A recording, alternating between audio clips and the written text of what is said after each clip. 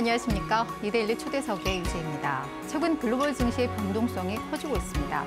국내만 하더라도 지난해 정말 무서울 정도로 빠르게 오르던 코스피가 올 들어서는 기간 조정에 들어갔고 장중의 변동성은 커지고 있는 모습입니다.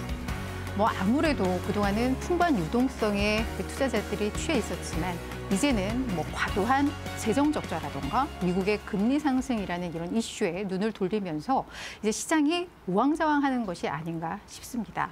근데 이런 상황에서도 좀 상대적인 빈곤층으로 몰락하지 않기 위해서 이런 투자 행렬에 동참을 해야 하는 것인지, 그렇다면은 어떤 자산에 어떻게 투자를 해야 될지 많은 분들이 고민을 하고 계시는데요. 그래서 오늘은 주린이의 선생님, 1등 스타 강사로 이름을 알고 계시는 오건영 신한은행의 부부장님을 모시고 관련해서 이야기 나눠보겠습니다. 안녕하세요. 네, 안녕하세요. 네, 우리 지금 오건영 부부장님께서는 SNS에서 정말 핫한 인물로 뜨고 계시더라고요. 근데 앞서 말씀드렸지만 소속은 신한은행이신데 네, 그렇습니다. 네, 지금 어떤 일을 하고 계신 거예요? 네, 신한은행의 IPS 본부라는 곳이 있는데요. 네네. IPS 본부의 IPS 기획부에 있습니다. 네, 여기 이제 아마 그러면은 이 영어로 돼 있기 때문에 좀 뭐냐 이렇게 생각할 수 있는데 이게 인베스트먼트 프로덕트 서비스라고 해가지고요. 투자 상품에 관련된 부분들 이런 업무를 하고 있는데요. 그러니까 투자 전략을 수립하고 전문가들과 함께 그다음에 투자 상품에 대한 리서치를 하게 되고 여기서 나온 정보들을 이제 현장에 직원들한테 이제 같이 교육을 하거나 전파하는 그런 역할들을 같이 하고 있습니다. 근데 사실 은행에 계신 분들은 투자나 이런 데 있어서도 상당히 보수적이라는 인식이 있거든요. 네, 근데 아무래도 그렇죠. 근데 어떻게 이렇게 투자에 대한 조언을 하시게 됐는지. 일단은 제가 은행 생활을 시작한 게 이제 2003년부터 했었으니까요. 네네. 그때부터 나타났던 현상이 이제 우리나라에서 이제 저금리 시대가 시작이 됐었습니다. 금리가 낮아지게 되면 아무래도 다른 곳으로 눈을 돌리게 되겠죠. 그래서 이제 그때부터 이제 재테크에 대한 붐들이 좀 많이 일어났었고요. 그러다 보니까 아무래도 이제 전통적인 은행의 예금이나 대출 업무 외에도 투자 업무에 대해서도 좀 관심을 좀 많이 갖게 됐었어요. 그러면서 이제 운도 좀 따랐고 그러면서 이제 투자 쪽에 대한 관심을 가지면서 공부를 좀 했었는데 물론 이제 주식 개별 종목까지 분석하거나 그런 건 아니지만은 전체적인 거시경제나 금리나 환율 쪽 이런 쪽에서는 좀 이렇게 좀 더 재미있게 바라볼 수 있었던 것 같고요. 아무래도 은행이다 보니까 외환이나 아니면은 금리 쪽에 대한 부분들은 그렇죠. 조금 정보들은 좀 많이 얻을 수 있었을 것 같습니다. 그래서 그런 것에서 남들보다 이렇게 잘한다 이런 건 아니고요. 네. 이렇게 열심히 좀 공부를 했다. 그 정도 말씀드릴 수 있을 것 같아요. 또 겸손하시기도 하신 것 같은데요. 아닙니다. 우리 이 경제 분야의 베스트셀러인 이 부의 대이동의 저자이기도 하시잖아요. 네네. 그래서 그게 부의 대이동 이 제목만으로도 그래 그냥 결론적으로 코로나 이후 그럼 부의 흐름, 돈의 흐름이 어디로 갈 것으로 보시는 건지. 네, 일단 기본적으로 저는 되게 낙관적인 생각을 좀 갖고 있어요. 천성이 낙관적이라서 그럴 수 있는데 이게 이제 컨셉을 어떻게 말씀드리냐면은 부의 대이동이라는 책이 나올 때 당시를 바라보면 결국에는 전 세계가 저성장 저금리로 고착화될 것이다. 이제 이런 생각이 되게 강하거든요. 근데 많은 분들이 이런 이제 일본식의 불황은 피할 수 없다. 이제 이렇게 이제 말씀들을 많이 하시는데 그런 데에 대해서 저는 조금 이제 반론을 좀 제기하고 싶었던 거고요. 그래서 저는 좀 생각하고 있는 게 단순히 이제 미국 경제만 성장을 하는 게 아니라 이제 이머징 국가들도 마찬가지로 성장에 동참을 하게 될 수 있을 것 같다. 중장기적으로. 물론 단기에 나타날 수 있는 일은 아니겠지만은 그래서 이런 부분들에 대해서 우리는 좀 대비할 필요가 있을 것 같고 그렇게 해서 전 세계 경제가 전체적인 성장을 나타내게 됐었을 때 우리는 이제 주식이라든지 위험 자산이라고 하죠. 이런 데에 대해서는 투자의 관점을 어느 정도 가져가자. 근데 다만 투자를 할 때도 주식 투자를 할 때도 단순히 미국 주식만 하는 게 아니라 이제 여태까지 우리는 주식하면 미국 주식만 오른다고 생각을 많이 했는데 다른 나라의 주식들도 이머징 국가의 주식들도 분산 투자에 관여해서 좀 가져갈 필요가 있고요. 그래서 이제 결국에는 전 세계적인 성장에 대비할 필요가 있다. 이게 1번이고 두 번째는 다만 이런 성장의 루트로 중장기적으로 이동해 갈 때 그 사이에도 굉장히 많은 도전이 있을 것 같다라는 말씀을 이제 그 책에서 담고 있어요. 그런 도전의 굴곡 속에서 우리가 좀 버텨내려면은 그때는 주식이나 채권과는 조금 다른 움직임을 보이는 자산에도 좀 집중을 해야 되는데 그런 자산이 금과 달러다라는 얘기를 하면서 우리 포트폴리오에 금과 달러라는 어떻게 보면은 좀 생소해 보일 수 있는 이런 자산에도 관심을 가질 필요가 있다라는 코멘트를 전해드리고 있습니다. 그러니까 말씀을 들으면서 궁금한 것은 앞으로 중장기적으로 글로벌 성장을 예상을 하신 거예요. 네, 그렇습니다. 네. 그 근거가 뭘까요? 이제 물론 되게 짧게 말씀드리기에는 좀 어려운 것 같은데요. 그러니까 전 세계적으로 나타나고 있는 저성장이라고 하는 거는 여러 가지 의미에서 볼 수가 있어요. 성장이라는 게 결국에는 너무 저성장 기조로 접어들게 되면은 국가별로 나눠 먹을 수 있는 파이가 없는 거죠. 네네. 그러면 어떤 일이 벌어지냐면 환율 전쟁이라는 걸 하게 됩니다. 그렇죠. 환율 전쟁이라는 건요. 어느 나라나 빚도 많고 성장도 안 일어나면은 빚을 더 늘리면서 내수로 성장하고 싶은 게 아니라 결국에는 그냥 우리는 수출을 통해 가지고 그렇죠. 다른 나라가 빚을 내 가지고 만든 그 수요에 수출을 하면서 먹고 살고 싶어져요. 그러니까 네네. 빚을 안 내고 돈만 벌고 싶은 거죠. 그러니까 미중 보면- 무역 갈등이 사실 그렇습니다. 거기에서 나온 네, 거죠. 예. 미중 무역 전쟁이나 아니면 환율 전쟁 같은 네네. 내용들도 거기에 당연히 들어가게 되는데요. 그러면 이런 기조가 계속해서 중장기적으로 이어지게 된다면 그러면은 저성장 기조에서 빠져나올 방법이 없습니다. 네네. 근데 저는 이제 생각하고 있는 것 중에 하나가 그러면 이런 미중 무역 갈등이라든지 전 세계적인 환율 전쟁의 구도가 영원히 이어질 것이냐? 여기서 이제 저는 낙관론이라는 말씀을 드리는 게 이런 꼭 그렇게 가는 게 아니라 예를 들어서 코로나 사태와 같은 위기가 처해졌을 때 전 세계가 같이 금리 인하를 하고 전 세계가 같이 경기 부양에 나섰던 그런 기억들이 있지 않습니까? 네네. 그게 이제 작년에 V턴을 만들어냈던 거고요.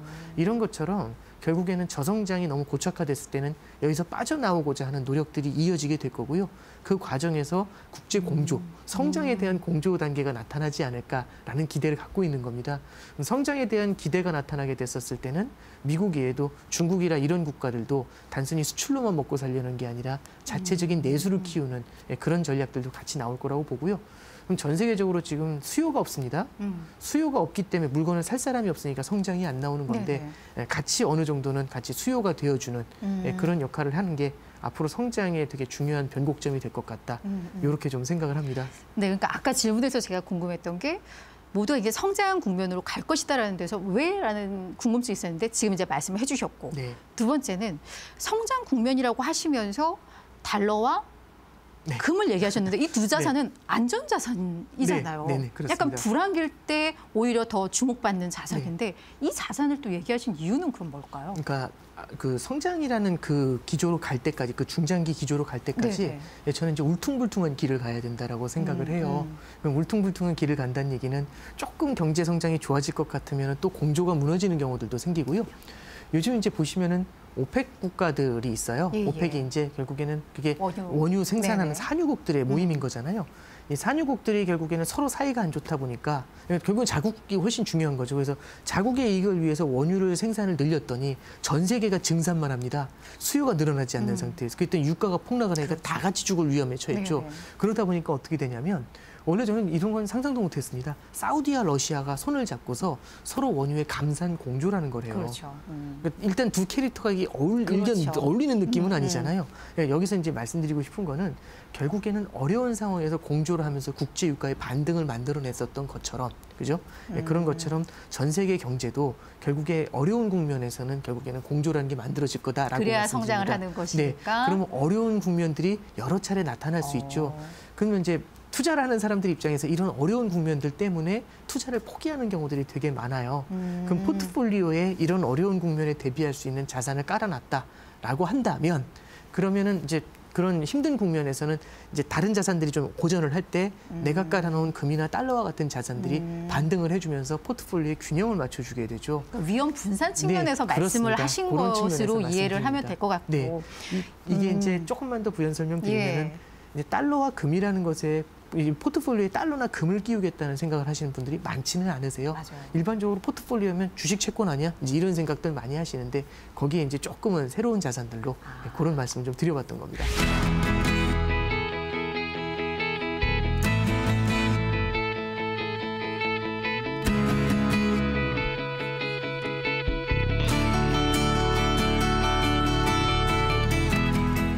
그러니까 위기 속에서 사실 성장이 나왔죠. 코로나라는 위기 속에서. 근데 이 풍부한 유동성 때문에 이 유동성에 너무 취해서 주식 열풍이 좀 비이성적인 수준까지도 네네. 이제 나왔다라는 얘기가 있는데 이런 주식 열풍에 대해서는 혹시 좀 어떻게 보고 계세요? 저는 되게 자연스러운 현상이라고 생각을 하는 게 미국에서 유행하고 있는 단어 중에 하나가 티나라는 단어가 있습니다. TINA인데요.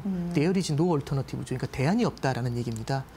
실물 경기의 성장이 나타나지 않는 상태에서 그럼 고용의 창출이 어렵죠.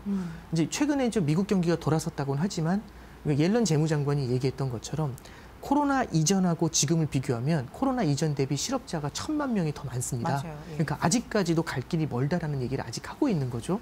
그러면 실제로 실업자가 많다는 얘기는 임금의 상승이 쉽지 않다라는 겁니다. 노동시장에서 여전히 이제 공급이 많다라는 얘기가 되는 거잖아요. 그럼 임금의 상승이 나타나지 않는 상태에서 그리고 금리가 낮은 상태에서 그럼 어떻게 불을 키울 수 있을까라는 생각을 당연히 미국 사람들도 하게 되겠죠. 네. 그렇게 봤었을 때 막 뜨겁게 달아오르고 있는 자산시장을 바라보게 되면은 아 이거 말고는 답이 없다라는 생각을 하게 되겠죠. 그게 there is no alternative, 대안이 없다, 티나 현상이다 이제 이렇게 얘기를 하는 거고요.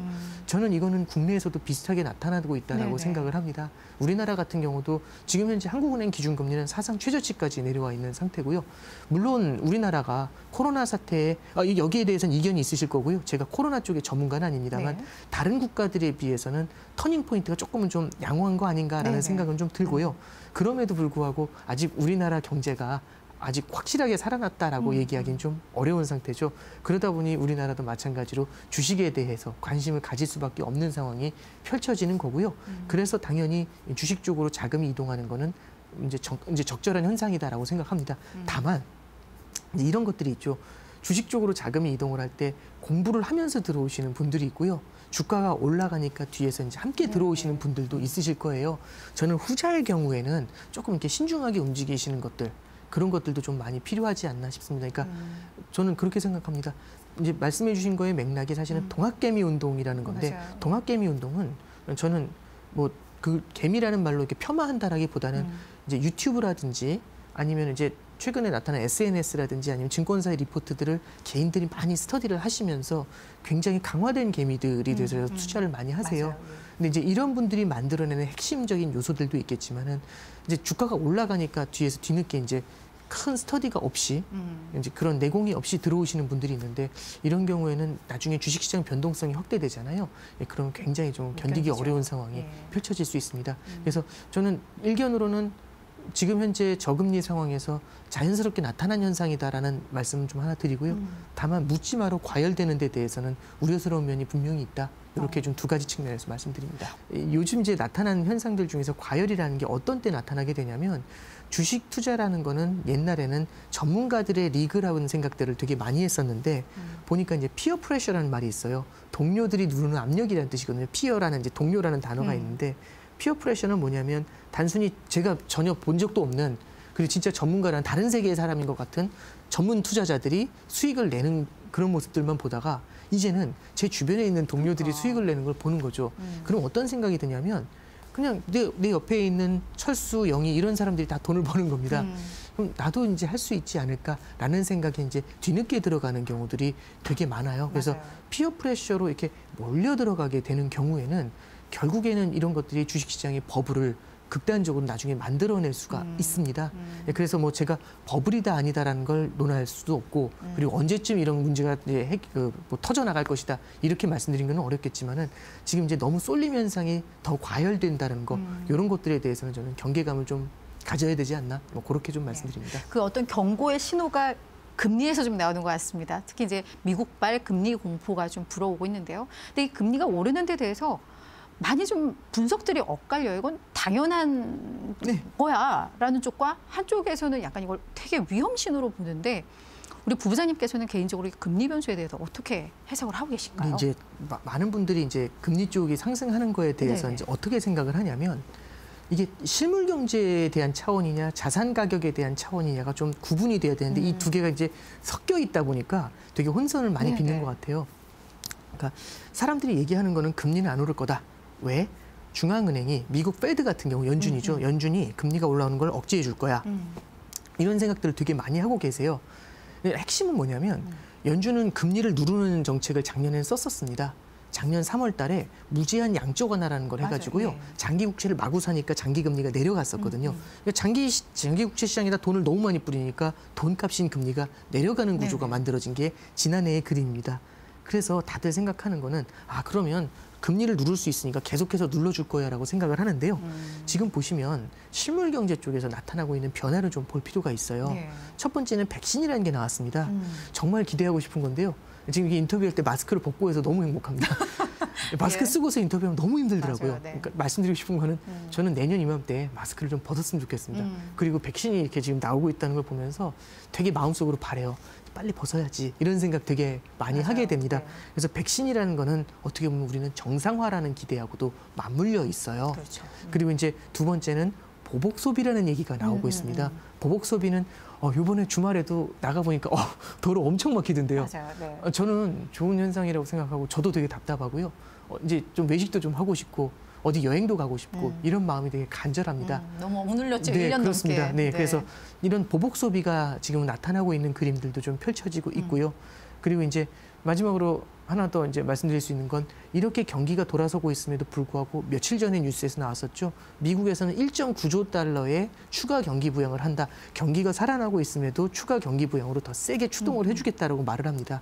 그러면 백신, 그다음에 보복 소비, 추가 경기 부양 이 세 가지가 한꺼번에 받쳐주면서 실물 경기를 밀어 올려주고 있죠. 네네. 그러면 실물 경기가 이렇게 밀어 올려주고 있는 상황에서 당연히 경기가 좋아지니까 금리가 금리 올라오게 오르죠. 될 예. 겁니다. 그런데 이제 시장에서는 얘기하는 거죠. 금리도 내려줘야죠. 라고 얘기하면 올라오지 못하게 막아줘야죠. 라고 얘기하는 거죠. 경기가 좋든 말든 상관없어요. 예, 계속 저금리로 눌러버려. 예, 계속해서. 그래야지 이제 훨씬 더 자산 시장이 또 긍정적이지 않겠어라고 네. 생각을 하는데 실물 경기가 올라오니까 이 정도의 금리 상승은 받쳐줄 수 있을 것 같아. 그러니까 실물 경기가 좋아진다라고 하면은 굳이 중앙은행이 나서가지고 일부러 시장의 원리를 그렇죠. 어긋나게 하면서까지 그렇죠. 이 국채 금리를 눌러버릴 필요는 없습니다. 그래서 최근에 이제 저는 페드 인사들이 하는 코멘트를 좀 이렇게 눈여겨 보고 있는데요. 페드 인사들도 다들 이제 궁금하니까 물어보죠.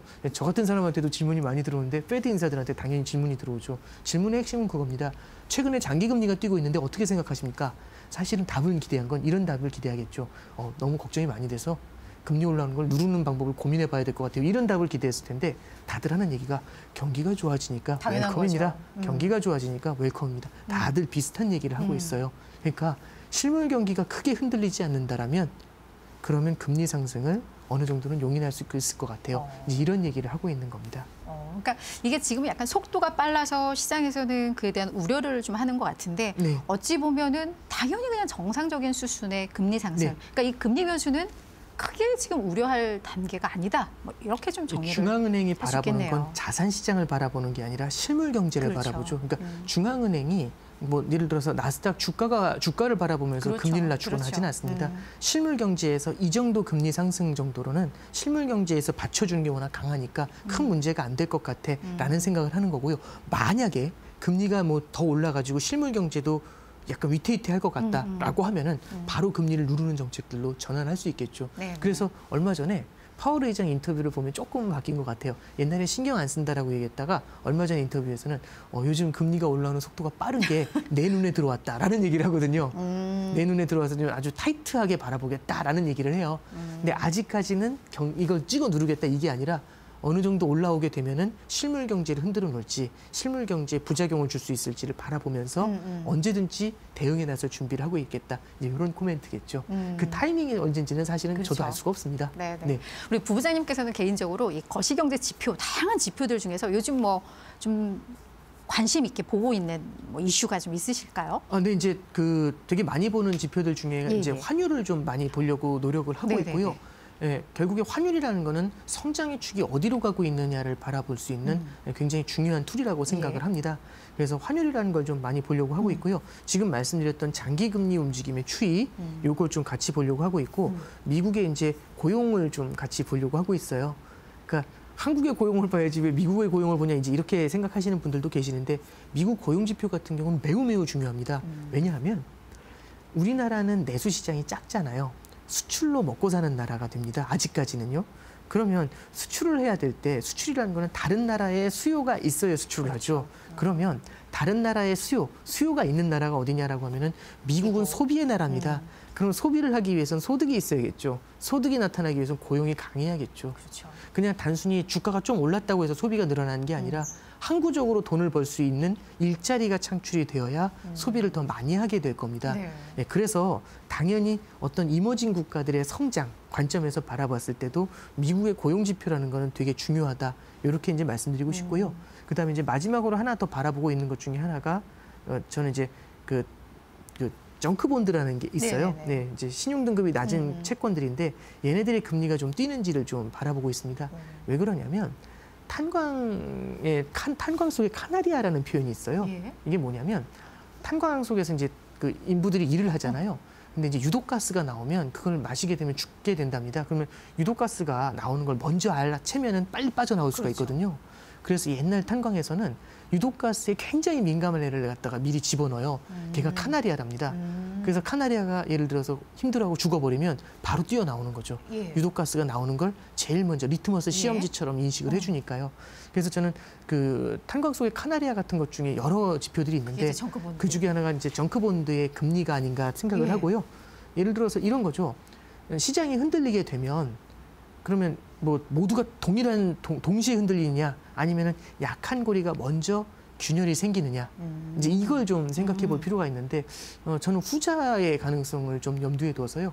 만약에 우리가 이제 경계감을 바라보면서 금리가 상승해서 부담을 느낀다면 당연히 재무 구조가 튼튼한 기업들보다는 정크 기업들 같은 경우는 재무 구조가 상대적으로 좀 열악하거든요. 그렇죠. 이런 기업들에서부터 뭔가 시그널이 나타날 수 있지 않을까라는 관점에서 그런 지표들을 그러니까 좀 같이 보려고 정크본드의 합니다. 금리가 네. 눈에 띄게 올라갈 때 네, 그때 그렇습니다. 이제 그걸 이런 위험 것들을 신호로 좀, 예. 인식을 해라. 네, 그렇습니다. 이제 여러 가지 지표들이 있는데 그 중에 하나가 이제 대표적인 게 정크본드 금리라고 볼 수 있을 것 같습니다. 저도 잘 기억을 아, 예, 해두겠습니다. 알겠습니다. 자, 마지막으로 네. 우리 주린이분들, 우리 시청자님들께 정말 꼭 필요한 조언, 내가 이 얘기는 꼭 하고 싶다라는 게 있다면 좀 해주시겠어요? 네.